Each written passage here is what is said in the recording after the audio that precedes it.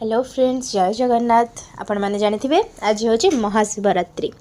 तो शिवरात्रि स्पेशल मुझे किछिटा रेसिपी बनी भाविली मो सांग मान सागर सेयार करदेवी। तो ये मु राबिड़ी लस्सी बनी जोटा कि नॉर्मल प्रोसेस रे बनी तादेह गार्निशिंग पे नड़िया आउ बॉर्नविटा आउ किछि ड्राई फ्रूट्स पकईली। ये मु आउ गोटे रेसिपीटा बनी जोटा कि आमर 56 भोग भितर गोटे भोग पाचेडी भोग जोटा कि महाप्रभु पाखे लगी था।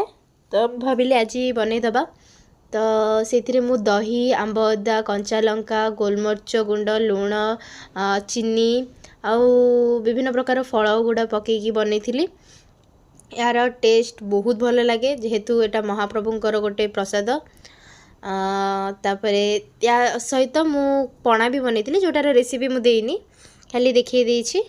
आम तो खाइथिलु आपण भी बनै खातु।